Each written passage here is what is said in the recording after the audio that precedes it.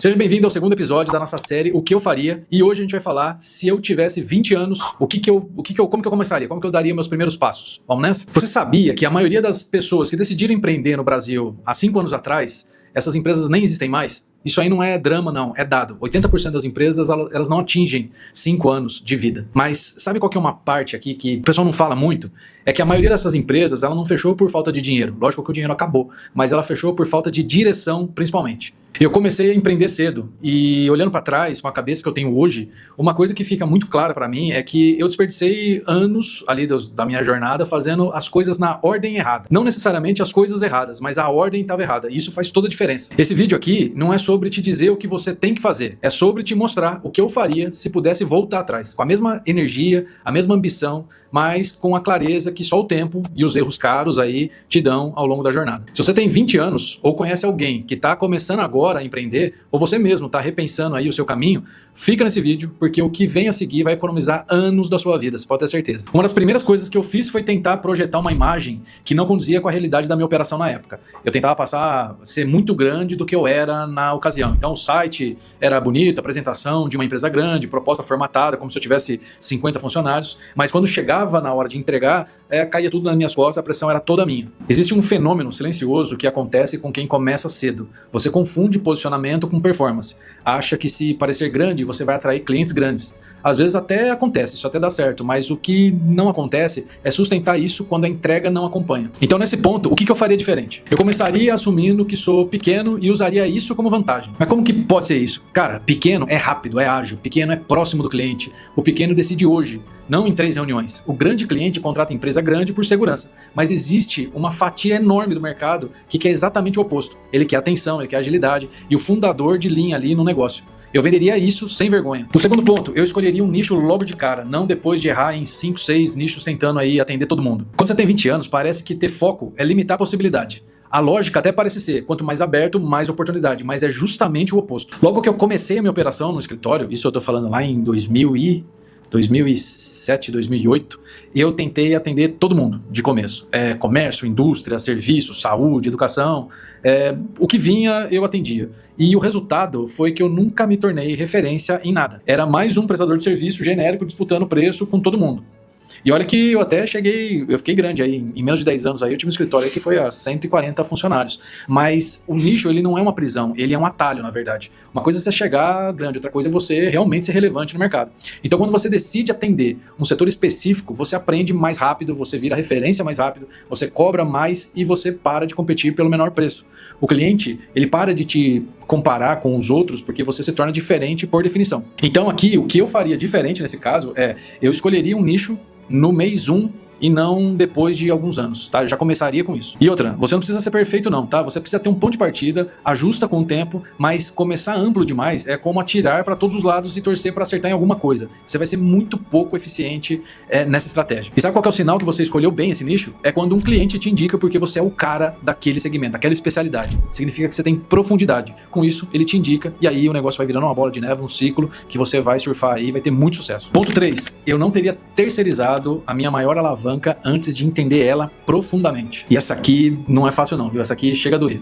Porque em algum momento da minha trajetória eu decidi contratar uma das maiores agências de marketing do Brasil para resolver o problema de aquisição de clientes. O raciocínio até que parecia fazer sentido, que tipo, eu vou pagar para alguém que sabe fazer, eu foco no que eu sei fazer e todo mundo sai ganhando. Só que o resultado, pelo menos na minha experiência, foi 0 lead. Eu não consegui nada. Não é que eu recebi o lead e não conseguia converter. Não, eu tinha 0, foi muito pouco. Cheguei a ter um prejuízo, passou dos 40 mil reais aí. Tentei até fazer com outra agência, mas assim, não teve nada de sucesso não. Mas a culpa não era só da agência, era minha também. Isso porque eu terceirizei algo que eu ainda não entendia.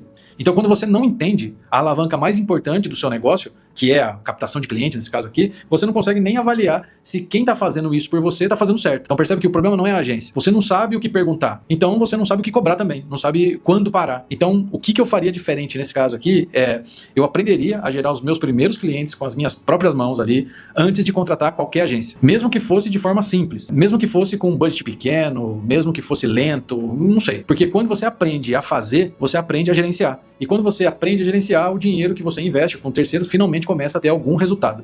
Então, geralmente, os primeiros passos é sempre crescer por indicação. Mas crescer por indicação, isso vai te limitar muito, né, nesse crescimento. Então, você precisa criar vários canais de aquisição de cliente. E eu tentaria aprender primeiro antes de contratar uma agência. Coisa que eu faria diferente também, eu mediria tudo desde o primeiro dia de operação. Até o que parece pequeno demais para medir, eu faria um KPI, um indicador para ter esse acompanhamento muito próximo. Uma das fases mais frustrantes que eu vivi foi ter uma equipe de marketing que trabalhava muito, produzia bastante conteúdo, crescia seguidor, aumentava engajamento e não trazia cliente nenhum. A gente tinha muito daquelas métricas de vaidade, o feed ficou bonito, o Instagram cresceu, o caixa ficou igual, não mudava nada, e o problema não era a equipe, o problema é que o objetivo que eu defini que estava errado. E eu só percebi isso quando comecei a olhar para os números que realmente importavam. Quantas pessoas viram o conteúdo e pediram orçamento, por exemplo? Quantos pedidos de orçamento viraram reunião e quantas reuniões viraram contrato? Quando você sabe essas respostas aí, você consegue identificar o gargalo.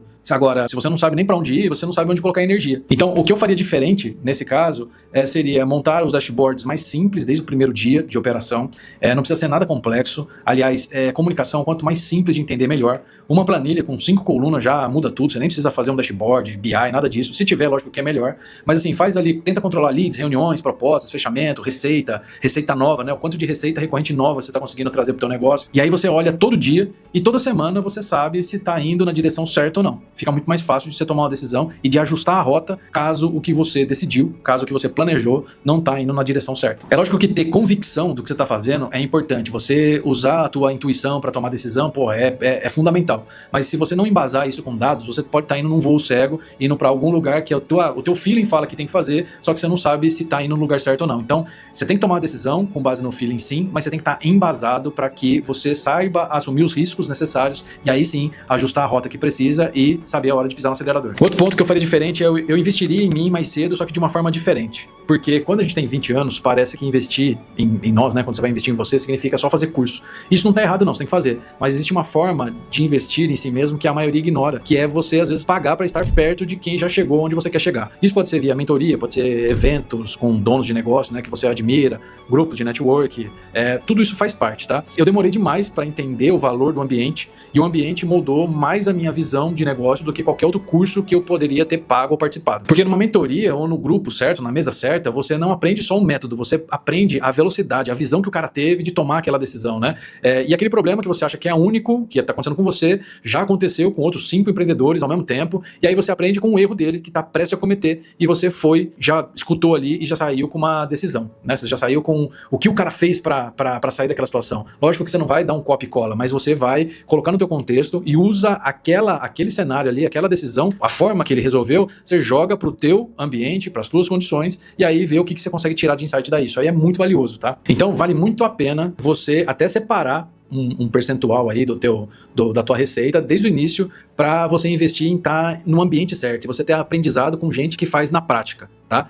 Isso agrega muito valor para suas decisões, porque a maioria, seja você com 20, 30, 40 anos, mas assim, se você está à frente do negócio, você vai se ver muito sozinho para tomar aquela decisão em várias oportunidades, tá? Eu participei muito disso aí e assim, muito frequentemente você vai estar sozinho para tomar aquela decisão, é só você mesmo, então você tem que estar embasado, você tem que estar com o ambiente certo, tem que ter o network é importante, porque às vezes você pode chamar no WhatsApp aqui alguém que já fez ou já passou o que você está passando e troca uma ideia, cara, não tenha vergonha não. Você vai ver que no ambiente certo, na mesa certa, dificilmente alguém que fez ali, que fez empresa, que fez fortuna, dificilmente alguém vai debochar de você, vai tirar sarro, porque você tá passando a situação que você errou, tá? Geralmente quem faz isso é quem não construiu nada, e aí a primeira coisa que faz é desdenhar, é tirar sarro e tal. Se você estiver no ambiente certo, é o contrário. O cara vai entender, vai te dar o toque, o direcionamento, e aí você, cara, capta isso aí, coloca aí na mochilinha do repertório que vai te ajudar demais, tá? Agora, se tem uma coisa que atravessa tudo que eu falei aqui, é o seguinte: empreender cedo não é uma vantagem automática, não. É uma oportunidade de aprender, errar rápido, errar o mais barato possível e com consequências que ainda são suportáveis. A vantagem de ter 20 anos não é energia, não é o tempo, é o fato de que os erros que você vai cometer agora ainda não tem o peso que você teria com 35 anos, que aí você já tem filho, já tem financiamento de casa, carro, uma equipe de 15 pessoas dependendo de você. Então você tem que usar isso a teu favor. E aí sim, juntar com a energia que você tem, com o tempo que você tem, e aí começar já, erra agora, ajusta agora, construa uma base agora. Porque um empreendedor que tem já 30, 40 anos, ele sabe gerar o cliente, ele sabe medir o resultado, sabe escolher o nicho e sabe onde investir. Esse cara já virou uma máquina. E essa máquina foi construída nos primeiros anos. Não nos anos que tudo deu certo. Foram nos primeiros anos em que tudo deu errado e ele apenas continuou. Então, se eu voltasse aos 20 anos, eu não teria medo nenhum de errar. Eu teria mais medo de errar devagar, de cometer os mesmos erros por 3 anos seguidos sem perceber. Isso é o que realmente desperdiça o tempo. Então, bicho, não tem problema nenhum errar, mas erra rápido, mede, aprende, ajusta e segue firme. Esse é o único atalho que eu conheço que funciona de verdade. Então, se esse vídeo fez sentido pra você, compartilha com alguém que tá começando agora. Às vezes a informação certa, na hora certa, muda uma trajetória inteira. Então, comenta aqui qual desses pontos que eu coloquei que fez mais sentido pra você e curta, se inscreva no canal e me acompanha aqui pra não perder vídeos igual esse aqui. Combinado? Valeu, até mais, um abraço.